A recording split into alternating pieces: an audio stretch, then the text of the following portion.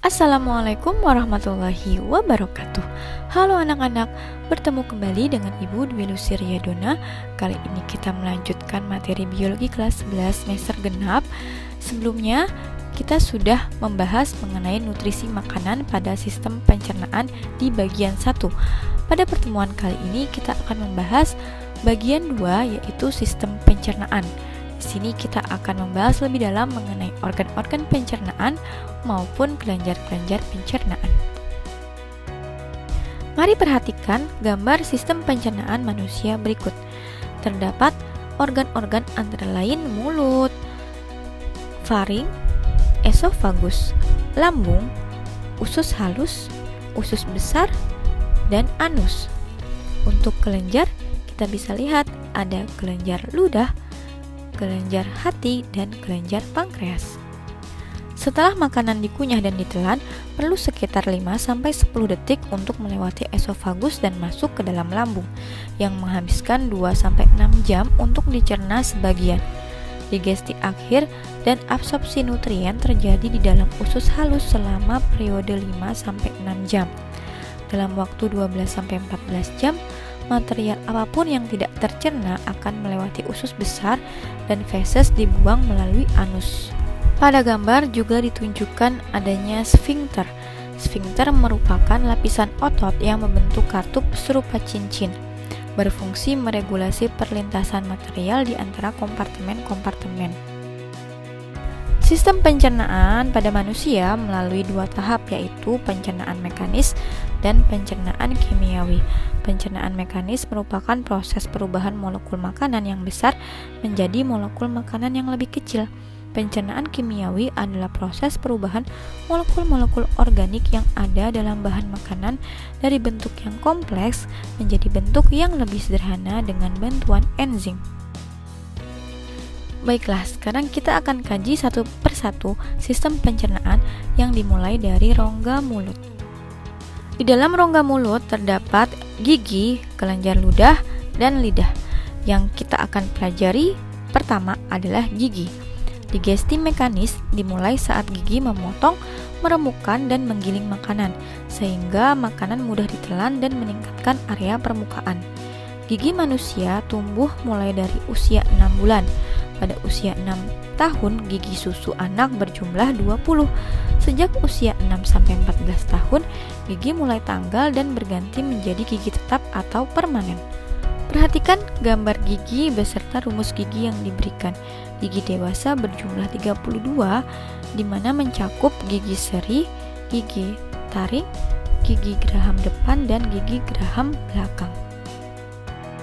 Selanjutnya, yang kedua pada rongga mulut adalah kelenjar ludah. Ludah mengawali digesti kimiawi sekaligus melindungi rongga mulut. Musin melindungi lapisan mulut dari abrasi, juga melumasi makanan agar mudah ditelan. Ada juga buffer, membantu mencegah kerusakan gigi dengan menetralisir asam dan agen antibakteri. Kelenjar ludah ada 3. Kelenjar ludah di dekat telinga disebut glandula parotis, menghasilkan ludah yang mengandung enzim amilase yang berguna untuk menghidrolisis pati menjadi polisakarida yang lebih kecil dan mengubah amino menjadi maltosa. Di rahang bawah terdapat glandula submandibularis dan glandula sublingualis. Dan yang ketiga terdapat pada rongga mulut adalah lidah. Ketika makanan tiba di rongga mulut, lidah memainkan peran penting dalam membedakan makanan mana yang harus diolah lebih lanjut. Setelah makanan dapat diterima dan pengunyahan berlanjut, lidah memanipulasi makanan membentuk makanan tersebut menjadi bola yang disebut bolus. Selama menelan, lidah memberikan bantuan lebih lanjut, mendorong bolus ke bagian belakang dari rongga mulut dan ke dalam faring. Lidah tersusun oleh otot lurik yang diselubungi oleh selaput mukosa. Pada lidah terdapat papila-papila yang merupakan indera pengecap rasa, manis, asam, asin, maupun pahit. Setelah dari rongga mulut, makanan atau bolus akan menuju faring dan esofagus. Faring atau wilayah kerongkongan membuka kedua saluran, esofagus dan trakea, tenggorokan. Esofagus menghubungkan faring dengan lambung, sementara trakea mengarah ke paru-paru. Oleh karena itu, menelan harus dilakukan secara hati-hati agar makanan tidak masuk dan menyumbat saluran nafas. Perhatikan gambar yang disajikan berikut. Pada gambar yang pertama, ketika seseorang sedang tidak menelan, otot sfinkter esofagus terkontraksi. Epiglotis naik dan glotis membuka, sehingga udara mengalir melalui trakea menuju ke paru-paru. Selanjutnya, pada gambar yang kedua, refleks menelan terpicu ketika bolus makanan mencapai faring.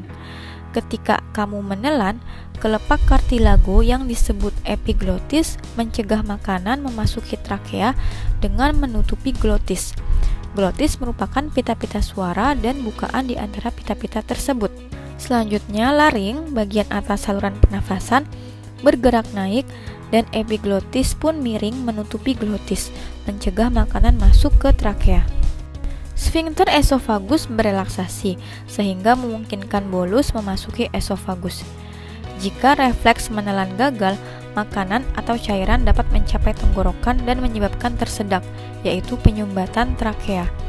Akibat kekurangan aliran udara ke paru-paru dapat menjadi fatal jika material tidak segera dikeluarkan melalui batuk-batuk hebat atau dorongan diafragma ke atas secara paksa. Selanjutnya, pada gambar yang ketiga, setelah makanan memasuki esofagus, laring bergerak turun dan membuka saluran pernafasan. Gelombang kontraksi otot atau disebut juga peristalsis menggerakkan bolus menuruni esofagus menuju ke lambung. Esofagus mengandung otot lurik maupun otot polos. Otot lurik terletak di bagian atas esofagus dan aktif selama penelanan makanan. Di sepanjang bagian esofagus yang lain, otot polos berfungsi dalam peristalsis, siklus kontraksi ritmis yang menggerakkan setiap bolus ke lambung. Baiklah, kita masuk ke organ selanjutnya, yaitu lambung. Lambung terletak tepat di bawah diafragma di dalam rongga abdomen atas, berupa kantung besar yang terdiri dari bagian-bagian berikut. Ada kardia, terletak di sebelah atas dekat jantung, fundus, bagian yang membulat dan terletak di tengah, dan pilorus, bagian yang berada di dekat usus. Kelenjar getah lambung yang terdapat di dinding lambung menghasilkan asam lambung. Asam lambung mengandung HCl, enzim-enzim pencernaan, dan mukosa. HCl berfungsi untuk membunuh kuman dan mengaktifkan enzim pepsinogen menjadi pepsin. Pepsin berfungsi untuk memecah protein menjadi pepton. Dalam lambung terdapat pula enzim renin yang menggumpalkan kasein susu. Sedangkan mukus atau lendir pada lambung berfungsi untuk melindungi dinding lambung dari abrasi asam lambung, disebut juga hormon gastrin. Tugas utama lambung adalah menyimpan makanan dan meneruskan digesti atau pencernaan. Lambung menyekresikan cairan pencernaan yang disebut getah lambung dan mencampur sekresi ini dengan makanan melalui pengadukan. Campuran makanan yang diingesti dan getah pencernaan disebut kimus. Sfinkter antara esofagus dan lambung biasanya membuka hanya saat bolus tiba. Sfinkter yang terletak di tempat lambung membuka ke arah usus halus, membantu meregulasi aliran kimus ke dalam usus halus sehingga memungkinkan satu semprotan kimus saja. Campuran asam, enzim, dan makanan yang tercerna sebagian biasanya meninggalkan lambung dalam waktu 2-6 jam setelah makan. Sekarang mari perhatikan anatomi dari lambung berikut. Dengan lipatan-lipatan dan dinding yang sangat elastis, lambung dapat merentang untuk menampung sekitar 2 liter makanan dan cairan. Kalau pada rongga mulut, zat yang tercerna pertama adalah karbohidrat karena mengandung enzim amilase atau petialin, maka pada lambung, zat yang pertama tercerna adalah protein karena memiliki enzim pepsin. Pada gambar terlihat permukaan interior lambung, di mana permukaan interior dinding lambung sangat berlipat-lipat dan tertanami dengan ceruk-ceruk yang mengarah ke dalam kelenjar-kelenjar lambung tubular. Berikutnya ada kelenjar lambung. Kelenjar lambung memiliki 3 tipe sel yang menyekresikan komponen-komponen getah lambung yang berbeda, yaitu sel mukus, sel sif, dan sel parietal. Sel-sel mukus menyekresikan mukus yang melumasi dan melindungi sel-sel pelapis lambung. Sel-sel sif menyekresikan pepsinogen, bentuk inaktif dari enzim pencernaan pepsin, dan sel-sel parietal menyekresikan asam hidroklorat atau HCl. Jika diperbesar gambarnya, terlihat bahwa pada nomor 1, pepsinogen dan HCl disekresikan ke dalam lumen lambung. Yang kedua, HCl mengubah pepsinogen menjadi pepsin. Dan yang ketiga, pepsin kemudian mengaktifasi lebih banyak pepsinogen sehingga mengawali reaksi berantai. Pepsin memulai digesti kimiawi protein. Konsentrasi HCl sedemikian tinggi sehingga pH getah lambung sekitar 2 cukup asam untuk melarutkan paku-paku besi. pH yang rendah ini tidak hanya membunuh sebagian besar bakteri, namun juga mendenaturasi atau menguraikan protein-protein dalam makanan, sehingga meningkatkan paparan ikatan-ikatan peptidanya. Ikatan-ikatan yang terpapar tersebut diserang oleh komponen kedua dari getah pencernaan, sejenis protease yang disebut pepsin. Dengan memutus ikatan-ikatan peptida, pepsin membelah-belah protein menjadi polipeptida-polipeptida yang lebih kecil. Digesti lebih lanjut menjadi asam-asam amino individual terjadi di dalam usus halus. Lalu, mengapa ya getah lambung tidak menghancurkan sel-sel lambung yang menghasilkannya? Jawabannya adalah bahwa bahan-bahan getah lambung dijaga tetap inaktif hingga mereka dilepaskan ke dalam lumen atau rongga lambung. Komponen-komponen getah lambung dihasilkan oleh sel-sel dalam kelenjar-kelenjar lambung. Ketika HCl dan pepsin terbentuk di dalam lumen lambung, mengapa sel-sel yang melapisi lambung tidak rusak ya? Nah, sebenarnya sel-sel ini rentan terhadap getah lambung serta patogen-patogen toleran asam dalam makanan. Akan tetapi, pelapis lambung melindungi lambung dari digesti diri dengan menyekresikan mukus, suatu campuran glikoprotein, sel garam dan air yang kental dan licin. Selain itu, pembelahan sel menambahkan lapisan epitel baru setiap 3 hari, menggantikan sel-sel yang terkikis oleh getah-getah pencernaan. Baiklah, sekarang kita melanjutkan ke organ pencernaan berikutnya, yaitu usus halus. Usus halus berupa tabung yang panjangnya sekitar 6,8 meter, terdiri atas 3 bagian, yaitu duodenum atau usus 12 jari yang panjangnya sekitar 25 cm, yeyunum yang panjangnya sekitar 2,5 cm, dan ileum dengan panjang sekitar 3,6 meter. Pada dinding usus halus terdapat vili dan makrofili yang berfungsi memperluas permukaan jangkauan absorpsi. Kim yang berasal dari lambung bersuasana asam karena mengandung HCl. Hal ini merangsang usus 12 jari untuk mengeluarkan hormon kolesitokinin dan sekretin.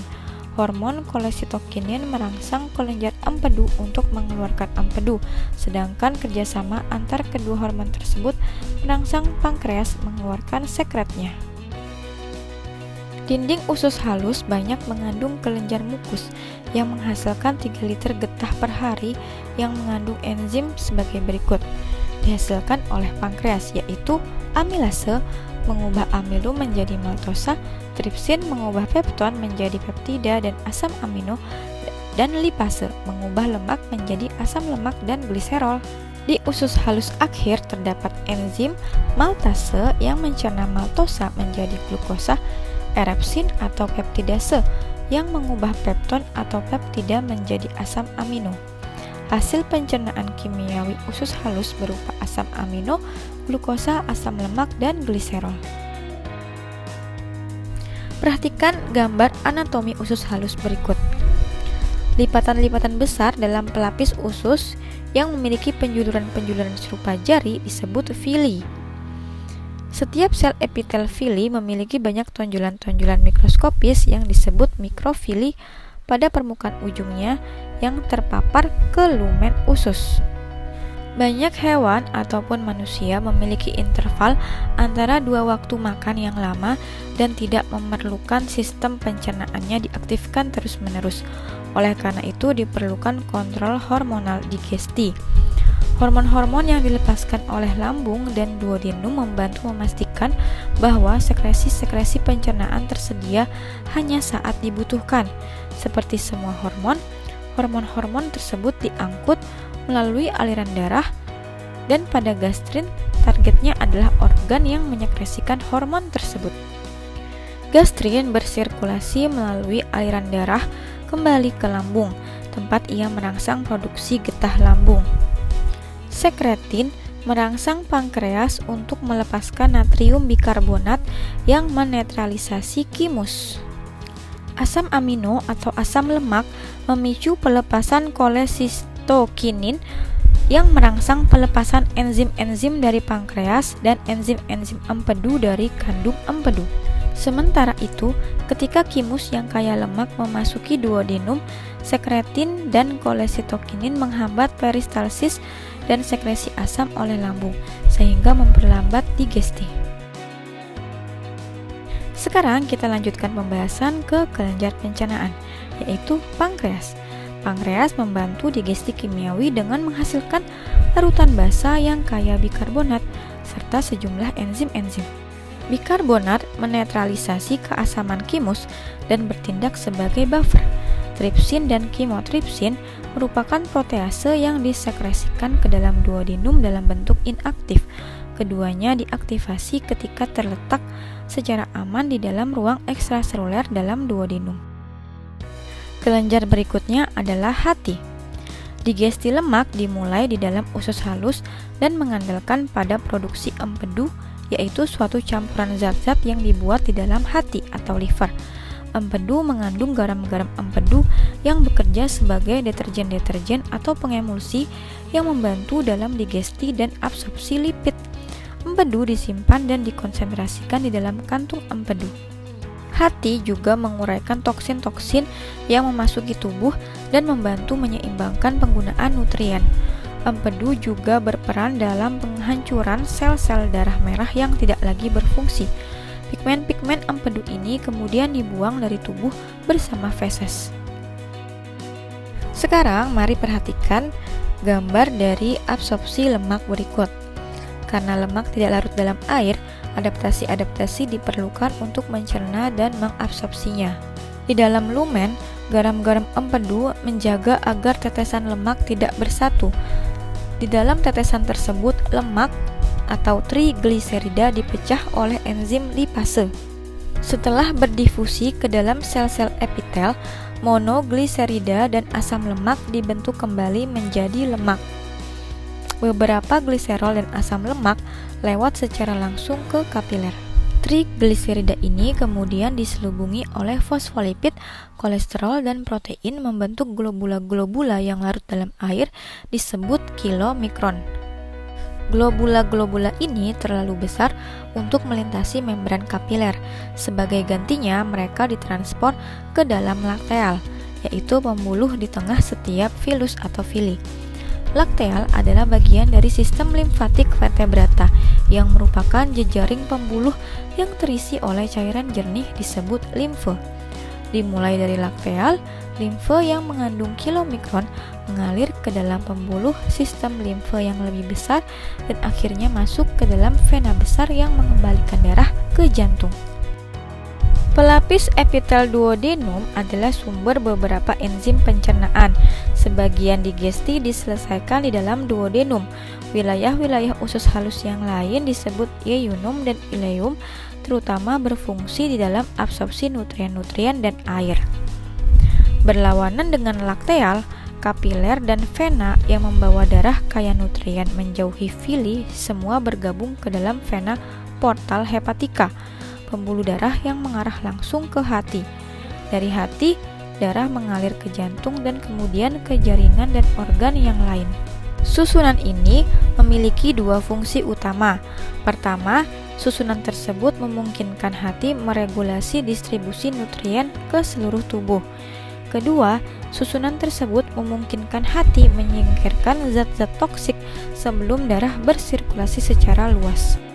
Secara garis besar, digesti enzimatis pada sistem pencernaan manusia digambarkan pada tabel berikut. Yang pertama, digesti karbohidrat pertama kali tercerna pada rongga mulut dengan menggunakan enzim amilase ludah. Ia mengubah polisakarida berupa pati atau glikogen menjadi polisakarida yang lebih kecil dan maltosa. Selanjutnya, yang kedua adalah digesti protein. Pertama kali tercerna di dalam lambung. di mana dengan bantuan pepsin mengubah protein menjadi polipeptida yang kecil.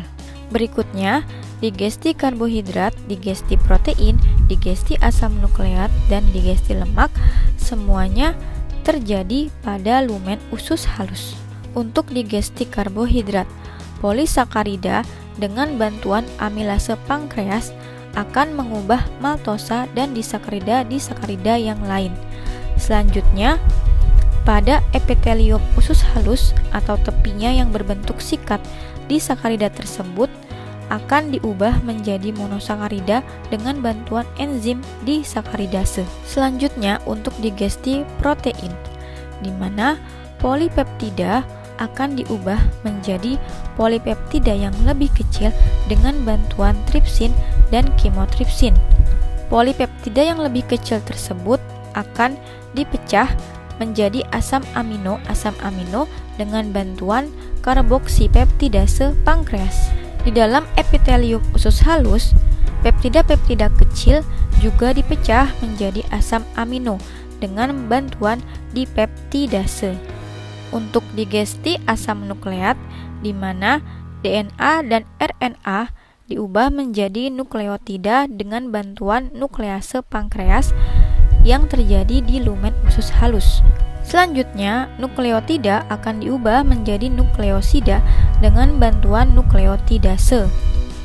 Nukleosida akan diubah menjadi basa nitrogen, gula, dan fosfat dengan bantuan nukleosidase dan fosfatase. Untuk digesti lemak terjadi pada lumen usus halus, di mana globula-globula lemak menjadi tetes-tetes lemak dengan bantuan garam-garam empedu. Selanjutnya, tetes-tetes lemak tersebut akan menjadi gliserol, asam lemak, dan monogliserida dengan bantuan lipase pankreas. Baiklah, sekarang kita melanjutkan ke organ berikutnya, yaitu usus besar. Fungsi utama organ ini adalah pengaturan kadar air dalam sisa makanan, pembusukan sisa makanan, dan sintesis vitamin K. Di dalam usus besar terdapat bakteri Escherichia coli yang membantu manusia untuk menghasilkan vitamin K dan biotin. Vitamin K dan biotin diserap masuk tubuh melalui dinding kolon. Dalam sistem pencernaan, posisi kolon mula-mula naik, yaitu dimulai dari sekum atau usus buntu, kemudian mendatar, dan akhirnya turun lagi sampai poros usus atau rektum. Kolon naik disebut kolon ascendens, kolon mendatar disebut kolon transversum, sedangkan kolon menurun disebut kolon descendens. Saluran berakhir di usus besar yang mencakup kolon, sekum, dan rektum. Salah satu lengan T merupakan kolon sepanjang 1,5 meter yang mengarah ke rektum dan anus. Lengan lain membentuk kantung yang disebut sekum. Sekum penting untuk memfermentasi material yang teringesti. Manusia memiliki sekum yang relatif kecil. Umbai cacing atau appendix merupakan penjuluran serupa jari dari sekum manusia, memiliki peran kecil dan tak tergantikan dalam imunitas. Selanjutnya, feses merupakan zat-zat buangan dari sistem pencernaan menjadi semakin padat saat digerakkan di sepanjang kolon oleh peristalsis. Material membutuhkan waktu kira-kira 12-24 jam untuk bergerak di sepanjang kolon. Bagian ujung usus besar adalah rektum, tempat feses disimpan hingga bisa dibuang melalui anus. Baiklah, secara garis besar, urutan atau mekanisme dari sistem pencernaan dapat kamu lihat pada bagian berikut, di mana makanan masuk melalui rongga mulut menuju ke esofagus dan menuju ke lambung. Di dalam lambung terjadi sekresi dari kelenjar-kelenjar lambung. Selanjutnya akan menuju ke usus halus, di mana sebelumnya terjadi sekresi dari pankreas dan hati yang hasil sekresinya dilepaskan di dalam usus halus.